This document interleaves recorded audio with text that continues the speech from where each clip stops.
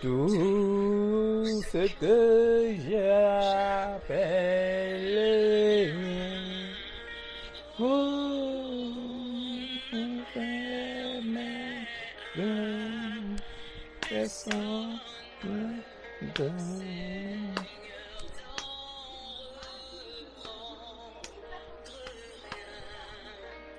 Oui, prends tout, Seigneur. Eh, papa, prends tout. Oui, prends tout, Seigneur. Entre tes mains, j'abandonne tout ce que j'ai. Je n'ai pas peur de te suivre. Papa, je n'ai pas peur de te suivre. Il n'y a que toi d'abord dans ce chemin.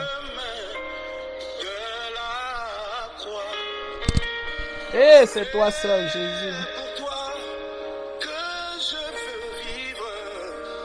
Oh oui, Seigneur, je connais, j'aime ta voix. Oui, prends tout, Seigneur. Oui, prends tout, Seigneur. Seigneur. Sans rien garder. Père, je viens encore te rendre grâce, je viens te dire merci. Merci pour ta main de miséricorde, merci pour ta main de compassion. Je soumets ce lieu, je soumets tout esprit contradictoire, Seigneur, que ton message s'étende dans le firmament afin de toucher les cœurs, Seigneur Dieu de grâce. Papa, laisse que ça m'enseigne, ça enseigne tout le monde, Seigneur Dieu de grâce. Nous sommes, Seigneur Dieu de grâce, Papa, entre tes mains pour que, Seigneur Dieu de grâce, tu prennes tout ce que nous sommes. Seigneur, que tu nous conduises, tu nous diriges, tu nous guides pour que seule ta gloire, ta main puissante soit là au nom extraordinaire de Jésus. Nous sommes en train de parler de la guérison. Nous sommes en train de parler des différentes étapes qui amènent à la clé de la guérison. Nous avons parlé récemment de l'obéissance, de la croyance, et maintenant je veux parler du sacrifice. Tu ne peux pas être guéri si tu ne sais pas te sacrifier. Tu ne peux pas te sacrifier si tu n'es pas déterminé. Tu ne peux pas te sacrifier si tu n'es pas engagé dans ce que tu fais. Tu ne peux pas te sacrifier si tu ne crois pas. Est-ce que quelqu'un est avec moi? Alors je veux parler du sacrifice. Merci Saint-Esprit de conduire ton message, de le diriger. Ce n'est pas moi, mais c'est toi. Laisse que tu diriges encore ce message comme toi sais le faire au nom de Jésus-Christ de Nazareth. Maintenant, je veux parler du sacrifice. Comme j'ai toujours dit, pour connaître un mot, il faut connaître son sens. Ok. Sacrifice, le dictionnaire dit sacrifice, action par laquelle on offre certaines choses ou certaines victimes au Dieu ou à Dieu. Avec certaines cérémonies pour rendre hommage à sa souveraine puissance. Abandon volontaire de quelque chose. Privation que l'on s'impose ou qu'on accepte par amour de Dieu ou d'une personne ou en considération de quelque chose. Concession que l'on accepte faire. Cérémonie, sacrement. Est-ce qu'on est ensemble? Maintenant, en hébreu, sacrifice veut dire zabash ou zebash. C'est la même chose selon eux. Ce n'est pas moi qui parle hébreu. Et qui veut dire abattre, tuer, sacrifier, abattre, offrir en sacrifice généralement. Ok. Maintenant, ce soir, nous voulons parler du terme sacrifice. C'est quoi le sacrifice? Le sacrifice, physiquement, nous voyons ça simplement comme le dictionnaire l'a si bien dit, un abandon volontaire de quelque chose. C'est-à-dire, on accepte de donner quelque chose qui nous coûte. Le sacrifice ne peut pas appeler sacrifice si la chose ne te pèse pas en réalité. Tellement la chose te pèse qu'on appelle ça c'est sacrifier. Tu as fait un sacrifice. C'est-à-dire que tu t'es sacrifié de quelque chose qui était important pour toi. Tu voulais faire quelque chose, mais pour telle ou telle chose, tu as décidé de te sacrifier de ça. Est-ce qu'on se comprend? Si ça n'entre pas encore dans tes os, tu t'es pas encore bien sacrifié. La manière que tu veux quelque chose, c'est, tu vois, ton sacrifice dépend de la manière que la chose que tu veux. Qu'est-ce que tu es prêt à te sacrifier de ça? Et le sacrifice n'est pas, excusez-moi, hein, le sacrifice c'est pas que don volontaire, non. On sacrifie quelque chose qui est financier, matériel. Même les enseignements sur le sacrifice du temps, c'est un enseignement. Mais en réalité, on sacrifie ce qui est matériel, ce qui est palpable, ce qui nous coûte. Tu peux sacrifier ton travail pour Dieu. Tu peux sacrifier beaucoup de choses pour Dieu, mais tu sacrifies quelque chose à la hauteur de ce que tu veux recevoir. C'est ça le véritable, c'est ça le sens du sacrifice. Je sacrifie quelque chose à la hauteur de ce que je veux faire. Parce que dans les différentes choses de Dieu, il y a les offrandes volontaires, il y a les offrandes de justice, il y a les offrandes de ceci, il y a les offrandes de ceci, il y a les offrandes de ceci, il y a la dîme, il y a les actions de grâce. Donc il y a des choses que tu dois faire pour dire merci. Il y a des choses que tu dois faire parce que tu es content. Il y a des choses que tu dois faire parce que c'est un don volontaire. Mais quand tu entres au terme du sacrifice, c'est que tu donnes quelque chose à la hauteur de ce que tu veux recevoir. Même quand on ne te demande pas. C'est toi qui as la vision de ce que tu veux et tu imposes un sacrifice qui parle en sa faveur. Oh mon Dieu. C'est comme si vous ne me comprenez pas. Je vais lire la Bible pour qu'on se comprenne bien. Quand les gens ont dit à quelqu'un que sacrifice te donne, il sacrifie 10 000. Mais il veut le travail. Il sacrifie 10 000. Il veut le mariage. Il sacrifie 2 000. Mais vraiment, même Dieu se moque. Sacrifie les choses à la hauteur de la valeur que tu veux. Ne regarde pas la personne qui est devant toi, mais regarde ce que tu veux. Regarde ce que tu souhaites. Regarde ce que tu attends et sacrifie-toi à ce niveau. La Bible nous dit quelque part qu'Israël attaquait un roi. Le roi a vu comment on était en train de le battre. Il a pris son enfant, il a sacrifié ça. Son enfant, son fils vivant, il l'a sacrifié. Bam! Les gars ont eu peur, ils ont fui. Écoutez un peu. Là, mon Dieu, mon roi. La hauteur de ce que tu veux. Qu'est-ce qui est plus important que ta guérison? Sacrifie, my God. Qu'est-ce que tu veux? Tu veux ton mariage? Qu'est-ce que tu es prêt à donner par rapport à ça? Que Dieu lui-même, le ciel soit ébranlé de ce que tu as fait. Non, ça oblige Dieu de parler. My God, my God, my God, my God. Écoutez, hein.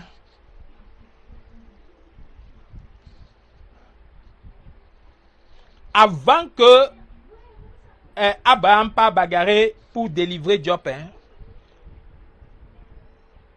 Melchisedec est venu lui prendre la dîme de tout. Oh. Le gars a sacrifié sans comprendre. Et à cause de ça, qu'est-ce qui s'est arrivé? Oh my God, my God, my God, my goodness. J'ai dit, ça dépend de ce que tu veux, tu sacrifies. Tu sacrifies ça. J'ai vu des gens sont arrivés chez un marabout. On a demandé à une dame de faire des choses que, mon Dieu, mon roi, même moi j'ai peur. Elle allait faire ça dans la nuit. Pourquoi? Parce que c'est qu'elle voulait. C'est ça qu'elle regardait. Elle ne regardait plus qu'elle va. Je suis sûr que si on lui demandait de marcher normalement, d'aller dans la même brousse, elle n'allait pas aller. Mais il y a des gens ici qui sont prêts à dormir dans les cimetières parce qu'ils veulent certaines choses. Il y a des gens ici qui sont prêts à déterrer les cadavres parce qu'ils veulent des choses. Donc tu te sacrifies à la hauteur de ce que tu veux. Et tant que tu n'as pas encore atteint ça, c'est que la chose que tu veux n'a pas la même valeur. Si la chose est tellement importante pour toi, on ne dit pas ici que c'est Dieu qui te dit, hein. Mais si la chose est tellement importante, c'est toi qui élèves le sacrifice à cette hauteur. Et maintenant, en plus, si Dieu te dit que cette chose est importante pour toi, mais non, il n'y a rien qui peut dépasser ça. My goodness, il faut que les gens comprennent la valeur du sacrifice. J'ai dit, le sacrifice est tellement important que tu sois de Dieu ou si tu sois du diable, tous connaissent les principes du sacrifice. Pourquoi on fait le ramadan? Pourquoi les gens sont obligés de prier à des heures où... Parce qu'ils sacrifient ce moment-là. Et comme ils sacrifient ce moment-là, ils imposent les esprits qu'ils dominent l'atmosphère. Et nous, les chrétiens, on est là, on est m'en fous. Les gars prennent un temps, ils se sacrifient. Ils sont dehors, ils partent, tout le monde les voit. Ils imposent leur autorité à ce moment-là. Tout le monde respecte même déjà ça. Que tu sois musulman, tu ne sois pas. Dès que tu arrives dans une boutique musulmane, ils sont en train de prier. Toi-même, tu rentres, on ne te dit pas. Mais tu trouves un chrétien en train de parler, tu dis, élève-toi. C'est pour ça que je respecte même les carèmes des catholiques. Parce que le sacrifice impose aux esprits de reconnaître la volonté de quelqu'un. Que ce soit les anges, que ce soit les démons. Ton sacrifice les impose de reconnaître la valeur de ce que tu cherches. Ça ouvre une atmosphère que toi-même tu ne comprends pas. Et ce que j'ai lu. Je peux parler comme ça, dire que tu ne parles pas trop du sacrifice.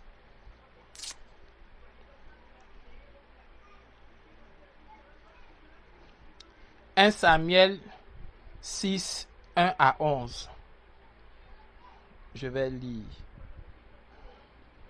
1 Samuel 6, 1 à 11. « 1 Samuel 6, 1 à 11. L'arche de l'Éternel resta 7 mois dans le pays des Philistins. Les Philistins appelaient les prêtres et les devins et dirent, « Que pouvons-nous faire de l'arche de l'Éternel? Faites-nous connaître quelle manière nous devons la renvoyer chez elle. » Écoutez, hein, les gars appellent d'autres personnes pour l'arche de l'Éternel qui est l'arche de Dieu. Mais ils appellent leurs sorciers qui ne croient pas au Dieu là. Mais qui ont la connaissance de ce que c'est que le sacrifice à un truc divin. Et qui les dit ceci. Les hommes, si vous renvoyez l'arche de Dieu en Israël, ne la renvoyez pas sans rien. Mais faites à Dieu un sacrifice de culpabilité. Or, ils étaient en guerre contre Israël, c'est pour ça qu'ils ont gagné l'arche. Mais depuis que l'arche est là-bas, ça allait dans les maladies et tout, les ulcères. Donc, ils veulent renvoyer l'arche. Mais ils savent que c'est quelque chose de divin. Mais eux, ils ne croient pas en ce Dieu-là. Mais ils disent que ça, c'est quelque chose de spirituel. Et on ne peut pas envoyer ça comme ça si on veut être guéri. Si on veut être guéri, il faut qu'on sacrifie quelque chose. Or, eux qui ont la notion du sacrifice, ils commencent à faire des offrandes. Les Philistins disent, quelle offrande lui ferons-nous? Il répondit, nous offrirons 5 tumeurs à nord, 5 souris à nord, d'après le nombre des princes des Philistins, car le même fléau vous a tous atteints, vous et vos princes. Écoute, les gars ne connaissent pas ce Dieu-là. Les gars ne marchent pas avec ce Dieu-là. Mais tellement ils connaissent la valeur du sacrifice. Tellement ils savent que les sacrifices ouvrent le ciel. Les gars ont fait. Écoutez, hein. Le vœu. On dit faites un vœu à l'Éternel. Vous savez le vœu c'est quoi? C'est une déclaration qu'on fait. En fait c'est un sacrifice qu'on donne à Dieu. C'est ça la valeur de ton vœu. Comment ton vœu va être? C'est-à-dire que tu dis à Dieu, voilà ce que je vais faire. Voilà à quel niveau je vais me sacrifier si tu me donnes ça. Donc lui-même, il tâte de ce que tu veux lui donner. Il dit, tu as raison, je vais te le donner. Écoutez, Anne a dit à Dieu, hein, si tu me donnes le fils, je te le donne. Mon problème, c'est que je veux montrer aux gens que je peux accoucher. Même si après je te le donne, je n'ai plus d'enfant. Écoutez, quelqu'un qui a cherché l'enfant, qui a soif des enfants, qui a soif de connaître l'enfant, dit à Dieu, donne-moi simplement que je l'embrasse simplement. Quand je vais l'embrasser, hein, je vais le sévrer, je te le redonne, je n'ai plus d'enfant. J'accepte. Elle a pris l'enfant qu'elle a tellement cherché et elle a encore offert ça à Dieu sans plus jamais venir demander. Écoutez un peu l'histoire. Est-ce que vous comprenez un peu la réalité de la valeur? Tellement elle voulait. Son problème c'est que les gens devaient voir comment elle a un enfant. Même si après il n'y a pas de problème, mais les gens sauront qu'elle a eu l'enfant. Et l'enfant, elle a sauvé l'enfant. C'était les seules choses qu'elle a demandé à Dieu. Tellement Dieu a vu la valeur de comment quelqu'un cherche un enfant à ce point et après il me donne l'enfant sans connaître. La loi c'est que c'était à l'époque que tu donnais l'enfant et puis tu n'avais plus accès à l'enfant. Comment quelqu'un peut chercher l'enfant à ce point et me donne l'enfant bien portant comme ça et qui est... Dieu a tellement été branlé de ça, il lui a donné d'autres enfants. la valeur du sacrifice que tu donnes à Dieu. David a dit à Dieu que je ne peux pas donner, David a dit à quelqu'un, je ne peux pas donner quelque chose qui ne m'est pas coûté. Parce qu'il connaissait que plus ça te coûte, plus les esprits, plus les anges, plus Dieu connaissent que, stop! Il y a quelqu'un qui est en train de branler le spirituel à cause de quelque chose. Les sacrifices ne dépendent pas que tu aies de bien. Sinon, les gars qui font des choses bizarres ne faisons pas autant de sacrifices. Ça dépend de ce que les gens... Vous croyez que les gens réclament le sang, les êtres humains pour rien? C'est parce que ce qu'ils cherchent est grand et ils donnent aussi quelque chose qui est grand. Maintenant, nous qui sommes de Dieu, nous avons déjà accès au trône de grâce. Alors, de ce fait, mettons notre foi en pratique en sacrifiant des choses qui ont de la valeur. Je connais une sœur. Elle s'est levée, elle a dit que moi, je t'offrirai l'autel. Le pupitre. Quand elle a respecté ça, maintenant on la bouscule pour le travail qu'elle a quitté. On lui a même donné la lettre pour dire que bonne séparation, ça va pas. Elle est dans un autre travail. Le même travail qui a donné le papier de bonne séparation qu'elle n'est pas en train de l'appeler qu'elle revienne travailler. Mon Dieu, mon roi. Le niveau de la valeur du sacrifice. Quand un sacrifice a une valeur devant Dieu, Dieu ouvre le ciel. C'est ce que les gens ne comprennent pas. Mais les sacrifices, tu dois savoir dans quelle terre tu le donnes. Et pourquoi tu es en train de faire ces sacrifices. Et là, Dieu agit d'une manière extraordinaire. Parce que les ministères sont différents. Donc les terres sont différentes. Il y a des terres où tu vas mettre, ça ne va pas produire comme d'autres. Mais la valeur de ton sacrifice fait produire quelque chose. Si quelqu'un est prêt à se sacrifier à un niveau, la guérison sera son partage. Si tu dis que rien n'est au-dessus pour que je ne puisse pas être sacrifié, écoutez, hein, même David a dit ceci, je vais aller prendre l'âge. Quand je vais prendre l'âge, un pas, il sacrifiait quelque chose. Il dansait, lui, le roi nu, au point où sa femme, la fille de Saoul, a dit que comment toi, un roi, tu danses comme ça devant les gens. Il dit, c'est devant Dieu que je dansais. Devant ce même Dieu qui m'a choisi au détriment de ton père. Oh mon Dieu. Et Dieu a maudit la fille, elle n'a plus jamais accouché. Mais c'est la fille là qui l'a sécurisée quand son père voulait la tuer. Est-ce que quelqu'un me comprend? À quel niveau tu mets ton sacrifice pour avoir quelque chose? Si tu n'as pas encore compris la valeur de ce que tu peux faire comme sacrifice, et sans régember, que ça donne ou ça ne donne pas. Tu sais que j'ai mis mon sacrifice dans le jeu et Dieu ne vomit pas. Dieu ne ment pas. La terre que j'ai choisie, il me l'a indiqué. Et j'ai mis une valeur de sacrifice. Le ciel va s'ouvrir.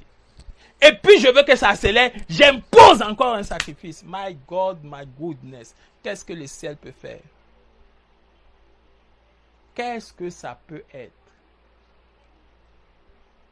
Tellement la valeur de ce sacrifice est grande, tellement Dieu fera des choses extraordinaires. Tellement Dieu te répondra d'une manière extraordinaire. Je prie que ces différentes exhortations touchent quelqu'un. Je prie que ces messages ne tombent pas dans les oreilles des sourds. Je prie que ça nous transforme. Je prie que les cœurs soient saisis. Je prie que l'onction de Dieu visite quelqu'un. Je prie qu'il y ait une atmosphère particulière. Car je sais que comme Dieu a inspiré ce message, c'est pour délivrer quelqu'un. C'est pour restaurer la vie de quelqu'un. C'est pour amener notre dimension dans la vie de quelqu'un. Père, je prie pour les cœurs qui vont recevoir ce message. Bénis-les, transforme-les, agite, afin que ton onction, Seigneur Dieu de grâce, soit extraordinaire dans leur vie. Dans le nom de Jésus-Christ de Nazareth, Père, j'ai prié. Amen.